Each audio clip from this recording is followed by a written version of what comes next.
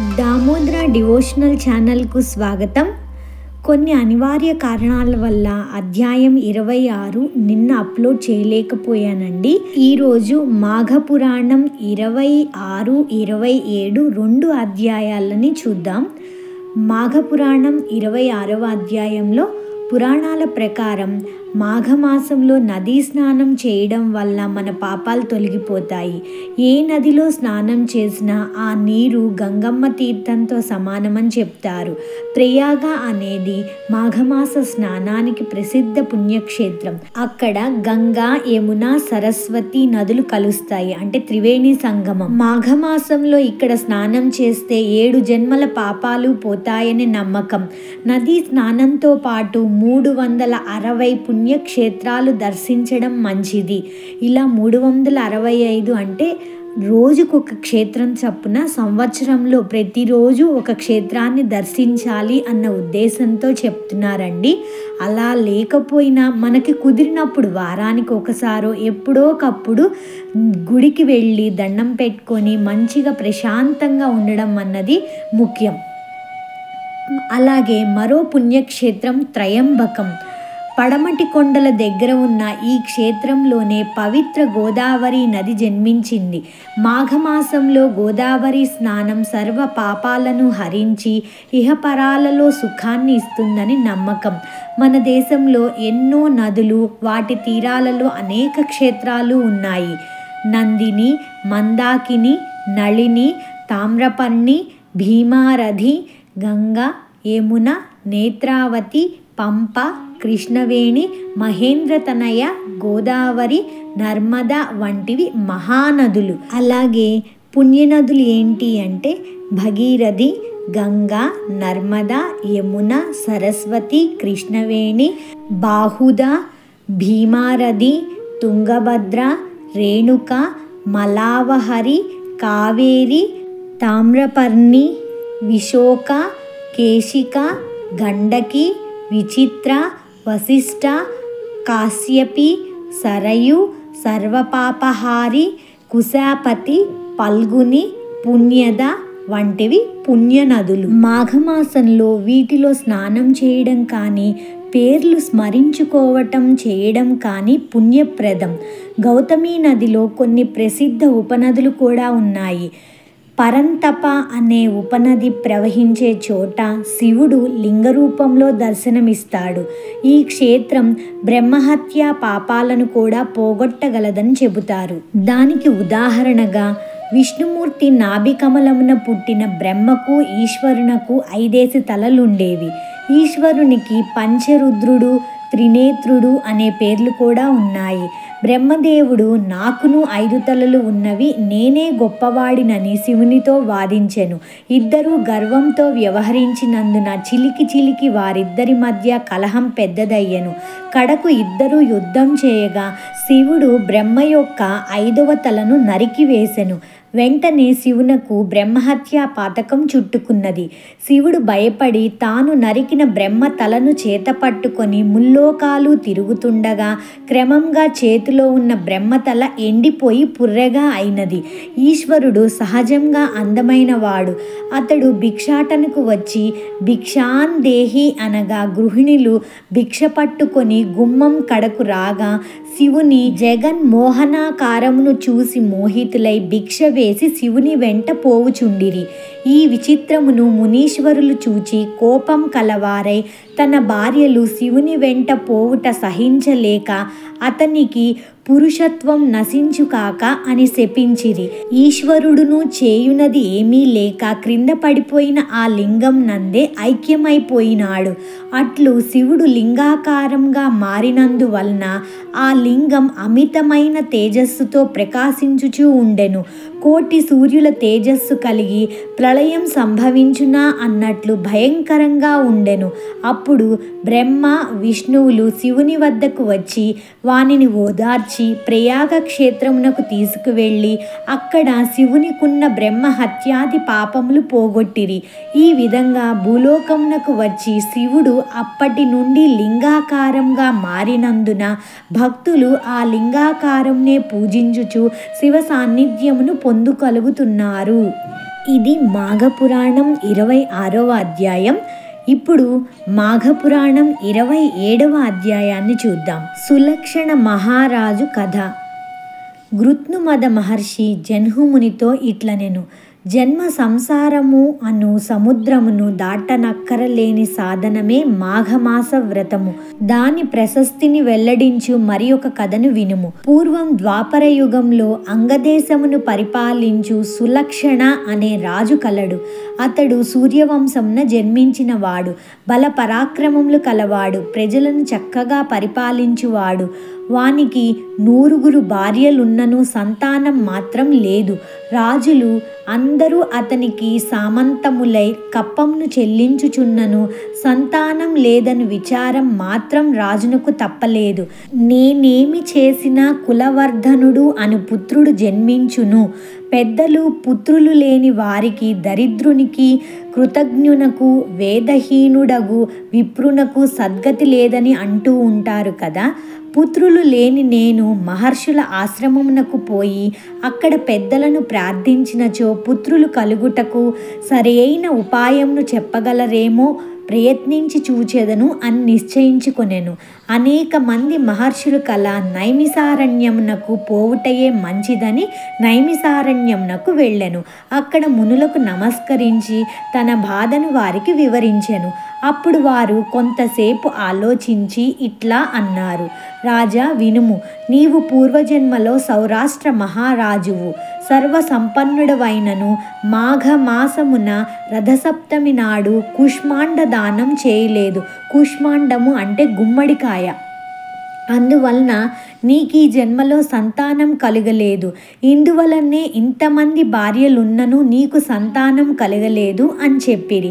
అప్పుడు రాజు నాకు సంతానం కలుగు ఉపాయం చెప్పుడని వారిని ప్రార్థించెను. అప్పుడు ఆ మునులు ఒక ఫలమును మంత్రించి రాజుకు ఇచ్చారు. దీనిని నీ భార్యలందరికీ పెట్టుము. ఇందువలన నీకు 9 పుత్రులు జన్మింతురని చెప్పిరి. సులక్షణ మహారాజు సంతోషంతో మునులకు నమస్కరించి కృతజ్ఞతను వెల్లడించి తమ ఇంటికి వచ్చెను.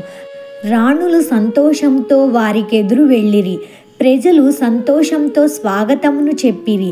అలసి ఇంటికి వచ్చిన రాజు ఆ ఫలమును శయ్యాగృహమునందు ఉంచెను. స్నానము మున్నగునవి చేయవలెనని లోనికి వెళ్ళెను. ఆ రాజు చిన్న భార్య ఆ ఫలమును దొంగిలించి తాను ఒక్కతే ఆ ఫలమును తినెను.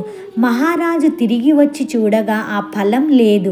సేవకులను రాణులను తర్కించి అడుగగా వారు తమకు తెలియదు అనిరి. తుదకు చిన్న భార్య తాను చేసిన పనిని చెప్పెను. రాజు ఏమీయూ చేయలేక ఊరకుండెను. కొన్నాళ్లకు ఆమె గర్భవతి అయ్యెను. మహారాజు మునుల మాట ఫలించినది కదా అని సంతుష్టుడయ్యెను. చిన్న భార్య ఇట్లు గర్భవతి అగుట మిగిలిన భార్యలకు ఇష్టం లేదు. ఆమె గర్భం పోవుటకై వారెన్నో ప్రయత్నాలు చేశారు. కానీ దైవ బలమున అవి అన్నీయూ వ్యర్థమయ్యెను. కానీ వారు చేసిన ప్రయత్నం వలన, గర్భపాతకమునకు ఇచ్చిన మందుల వలన చిన్న భార్య మతి చెడిపోయింది. మిగిలిన భార్యలందరూ కుట్ర పన్నారన్నమాట. ఎందుకు అంటే ఈ చిన్న భార్య ఒక్కటే గర్భవతి అయ్యి సంతానం పుట్టిందనుకోండి, కష్టం కదా. రాజు ఏం చేస్తారు? ఆయన రాజ్యాన్ని, ఆయన డబ్బులని, అధికారాన్ని అన్నీ ఆ తల్లి బిడ్డకే ఇచ్చేస్తారు కదా. అందుకని కుట్ర పన్ని ఏం చేశారు? రకరకాల మందుల్ని ఇచ్చారనమాట గర్భం పోవడానికి. కానీ దైవ బలం వలన గర్భం మాత్రం పోలేదు. ఆ మెడిసిన్స్ వల్ల ఏమైంది అంటే తనకి పిచ్చి పట్టిందనమాట. మతి చెడిపోయింది. మతి చెడిపోయి ఎవరికీ తెలియకుండా అడవిలోకి పారిపోయాను. ప్రయాణపు బడలికకు ఆమె అలసెను. ఆ తర్వాత ఒక పుత్రుణ్ణి కని ఏమీ తెలియక పడి ఉండెను. గుహలోనున్న పులి బాలింతను ఈడ్చుకొని పోయి భక్షించెను. అప్పుడే పుట్టిన పసిబిడ్డ రక్తపు ముద్దగా ఉండి దుఃఖించుచూ ఉండగా హంసల గుంపు వచ్చి రెక్కలను చాపి ఎండ మొదలైన బాధ ఆ శిశువునకు లేకుండా చేసినది. తేనె, పండ్లగుజ్జు మున్నగు వానిని బాలునకు పెట్టి ఆ హంసలు అతనిని రక్షించినవి. బాలుడును పక్షుల పెంపకమునకు అలవాటు పడి అచటనే తిరుగుతూ ఉండెను. అక్కడి సరస్సు తీరమున అతడు ఆడుకొనుచుండగా హంసలు నదిలో విహరించుచుండెను. ఒకనాడు పవిత్ర దినమగుటచే సమీప గ్రామముల వారు సకుటుంబంగా ఆ సరస్సునందు స్నానమాడవచ్చిరి. అట్లు వచ్చిన వారిలో 2 భార్యలుండి సంతానం లేని గృహస్థు ఒకడు వారితో పాటు స్నానమునకు వచ్చెను. అక్కడ తిరగాడుతున్న బాలుణ్ణి చూసి ముచ్చటపడి ఇంటికి గొనిపోవవలెను అని తలచి, ఆ బాలుడెవరు, ఎవరి సంతానము, అడవిలో ఎలా విడువబడెను అని ఎంత ఆలోచించినను వారికి సమాధానం దొరకలేదు. వనమున జలమున గర్భమున ఎక్కడనున్న వానినైనను రక్షించి పాలించువాడు శ్రీమన్నారాయణమూర్తియే కదా. ఆయనకే నాకీ బాలుణ్ణి ఇట్లు చూపించినాడని తలిచెను. బాలుణ్ణి ఇంటికి తీసుకువెళ్ళెను. సవతులైన వాని 2 భార్యలు ఎవరికి వారే ఆ బాలుణ్ణి పెంచవలెనని పరస్పరం వివాదపడుచుండిరి. ఈ విధంగా 2 సంవత్సరాలు గడిచెను.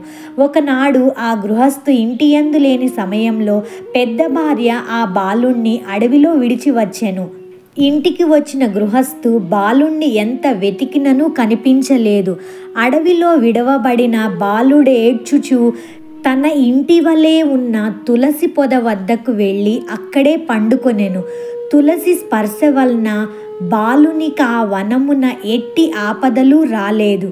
ఆ శ్రీహరి అనుగ్రహం వలన ఆ బాలునికి రాత్రి గడిచింది. ఎవరూ లేని ఆ బాలుడు ఏడ్చుట తప్ప మరేం చేయగలడు చెప్పండి? వాని దైన్యము, నిస్సహాయత ఆ అడవిలో నుండు పశుపక్షాదులలోని జీవ లక్షణములకు విలువైనది. అడవిలో కల ప్రాణులు, మృగములు, పక్షులు అక్కడికి వచ్చినవి. బాలుని నిస్సహాయత, ధైర్యము వానిలోని దివ్య లక్షణములను మేల్కొలిపి వానిపై జాలిని కలిగించినవి.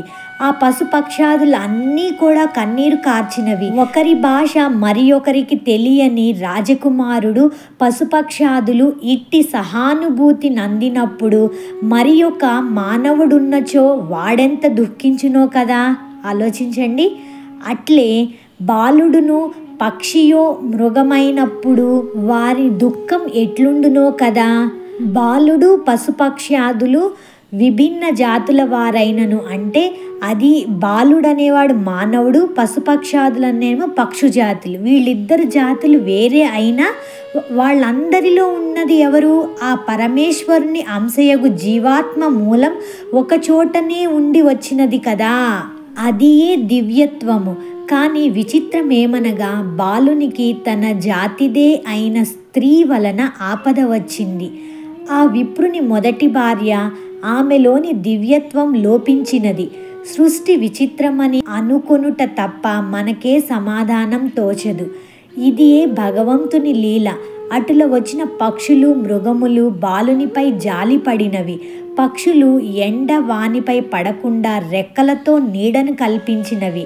తమ విచిత్ర రూపములతో అతని మనస్సుకి శోకం నుండి మల్చినవి. మృగములు తేనె, మాగిన పండ్లు వంటి ఆహారములు వానికి, ఆ బాలునికి తెచ్చి ఇచ్చినవి. ఈ విధంగా మృగములు, పక్షులు వానికి తాము చేయగలిగిన ఉపచారములన్నీ చేసి ఆ బాలుని దుఃఖమును మాన్పించి తమ ఉపచారములచే వాని ఆకలిని తీర్చినవి. బాలుడు తులసి పాదులో ఉండగా తులసిని చూచుట, తాకుట మున్నగు పనులు చేయుటచే పవిత్ర తులసీ దర్శన స్పర్శనాదుల వలన దైవ అనుగ్రహం అతడు పొందగలిగెను. తన జాతికి చెందిన పశుపక్షాదుల సానుభూతిని, ఉపచారములను కూడా పొందెను. ఆ బాలుని పునర్జన్మ సంస్కారముల వలన ఇట్టి సానుభూతిని ఇతరుల నుండి పొందగలిగెను. ఆ ప్రయత్నంగా అతని నోటి నుండి కృష్ణ, గోవింద, అచ్యుత మొదలైన భగవన్ నామముల ఉచ్చారణ వల్ల శక్తి కలిగింది. అతడు ఆ మాటలనే పలుకుచు తులసీపాదులో నివసించుచు ఆడుకొనుచు కాలంను గడపసాగెను. అడవిలోనున్న తులసియే దీనుడైన యొక్క బాలున కట్టి దయను పశుపక్షాదుల ద్వారా చూపినది. అంటే ఏం చెప్తున్నారు? మొదట ఆ బాలుడు తులసి చెట్టునే తన ఇల్లు అనుకొని ఆ పొద దగ్గర ఉన్నాడు కదా. ఆ తులసి మహిమ వల్ల ఆ పశుపక్షాదుల ద్వారా అతనికి సహవాసం కలిగి పశుపక్షాదులు భోజనాన్ని తెచ్చిపెట్టడం, వాటితో ఆడుకోవడం, ఆ వాటితోనే ఉండడం చేయగలిగాడు. అటువంటి తులసి మన ఇండ్లలో ఉండి మనచే పూజింపబడిన మనపై ఎట్టి అనుగ్రహం చూపునో విచారింపుడు. ఆలోచించండి, ఆ బాలుడికి అంత మంచి జరిగినప్పుడు మన ఇంట్లో ప్రతిరోజు తులసి చెట్టుని పూజించి తులసి చెట్టుని ఆరాధించడం వల్ల ఎంత అనుగ్రహం కలుగుతుందో ఆలోచించండి. తులసి మన ఇంట ఉండడం వలన, మనము తులసిని పూజించడం వలన మనకు దైవ అనుగ్రహం కలిగి మరెన్నో ఇహపర లోక సుఖములు పొందవచ్చును, పాపములను పోగొట్టుకొనవచ్చును, భగవద్ అనుగ్రహమును మరింత పొందవచ్చును. రాజకుమారుని పూజ, శ్రీహరి అనుగ్రహము. సులక్షణ మహారాజు గర్భవతియగు తన భార్య ఏమైనదో తెలుసుకొనవలనని సేవకులను పంపి వెతికించెను. కానీ ఆమె జాడ తెలియలేదు. నిరాశపడి ఊరకుండెను. ఎలా తెలుస్తుంది చెప్పండి? ఆమె ఒక బిడ్డను కన్న తర్వాత ఏమైంది? పులి వచ్చి తినేసింది కదా, ఇంకెలా తెలుస్తుంది? తెలియదు. అడవిలోనున్న రాజకుమారుడు పూర్వం నందువలనే శ్రీహరి నామస్మరణ చేయుచు పశుపక్షాదులతో మైత్రి చేయుచుండెను. తల్లి, తండ్రి, తాత, సోదరుడు ఇట్టి బంధువులు ఎరుగడు. కేవలం శ్రీహరి నామోచ్చారణము, శ్రీహరి పూజ వానికి నిత్యకృత్యములయ్యెను. శ్రీహరి దర్శనం కలుగలేదు అని విచారం వానికి కలిగెను. అయినను శ్రీమన్నారాయణ స్మరణ మానలేదు. ఒకనాడు ఆకాశవాణి మాఘస్నాన వ్రతం ఆచరించమని వానికి చెప్పెను. రాజకుమారుడు ఆకాశవాణి చెప్పిన మాటలను అనుసరించి మాఘస్నానం, పూజ మొదలైన వానిని ప్రారంభించెను. మాఘశుక్ల చతుర్దశి నాడు రాజకుమారుని పూజాంతరమున శ్రీహరి వానికి దివ్య దర్శనము ఇచ్చెను. శుభమును కలిగించు బాహువులలో బాలుణ్ణి కౌగిలించుకొనెను. ఓ బాలక, నా భక్తుడవైన నీకు వరమిత్తును, కోరుకొనమని పలికెను. బాలుడును నాకు నీ పాద సాన్నిధ్యమును చిరకాలం అనుగ్రహింపమని కోరెను. శ్రీహరి, బాలక, నీవు రాజువై ఈ భూమిని చిరకాలము పాలింపుము. మాఘమాస వ్రతమును మానకము. పుత్ర పౌత్ర సమృద్ధిని, సంపదలను, భోగభాగ్యములను పొందుము. నీవిప్పుడు నీ తండ్రి వద్దకు పొమ్ము. రాజువై చిరకాలము కీర్తిని, సర్వ సంపదలను, సర్వ సమృద్ధులను, సర్వ సుఖములను అనుభవింపుము. మాఘమాస వ్రతం మాత్రం విడువక చేయుము. ఆ తరువాత నా సన్నిధిని చేరుమని పలికెను. అచటనున్న సునందుడను వానిని పిలిచి రాజకుమారుణ్ణి వాని తండ్రి వద్దకు చేర్చమని చెప్పెను. అలా పలికి సపరివారంగా అంతర్ధానం పొందెను. సునందుడును రాజకుమారుణ్ణి తీసుకొని సులక్షణ మహారాజు వద్దకు వెళ్ళెను. రాజకుమారుణ్ణి పూర్వ వృత్తాంతమును, శ్రీహరి అనుగ్రహమును వారికి వివరించెను. పుత్రుణ్ణి వానికి అప్పగించెను. తన స్థానమునకు తాను పోయెను. సులక్షణ మహారాజు ఆశ్చర్యమును, ఆనందమును పొందెను. కుమారునకు సుధర్ముడనే పేరు పెట్టెను. బాలుడు విద్యాబుద్ధులను పొంది పెద్దవాడై తరువాత వానిని తన విశాల సామ్రాజ్యమునకు ప్రభువుగా చేసెను. వృద్ధుడైన సులక్షణుడు భార్యలతో వనమునకేగెను. వానప్రస్థమును స్వీకరించి కొంతకాలమునకు మరణించెను. వాని భార్యలను సమాగమం చేసి పరలోకమునకు భర్తను అనుసరించి తరలిపోయెను. సుధర్ముడు భక్తితో తండ్రికి, తల్లులకు శ్రద్ధతో శ్రాద్ధ కర్మలు ఆచరించెను. సుధర్ముడును తగిన రాజకన్యను వివాహమాడెను. ధర్మయుక్తముగా, ప్రజారంజకముగా చిరకాలము రాజ్యమును పాలించెను. పుత్రులను, పౌత్రులను పెక్కుమందిని పొందెను. అతడెప్పుడునూ మాఘమాస వ్రతమును మానలేదు. పుత్రులతోనూ, మనుమలతోనూ, భార్యలతోనూ కలిసి జీవించి ఉన్నంత వరకు మాఘస్నాన వ్రతమును ఆచరించెను. తుదకు కుమారులకు రాజ్యమును ఇచ్చి శ్రీహరి సాన్నిధ్యమును చేరెను. జన్హుముని, ప్రతి జీవియు తప్పక మాఘమాస వ్రతమును విడువక ఆచరింపవలేను. అట్లు చేసిన శ్రీహరి భక్తులకు ఎట్టి భయము ఉండదు.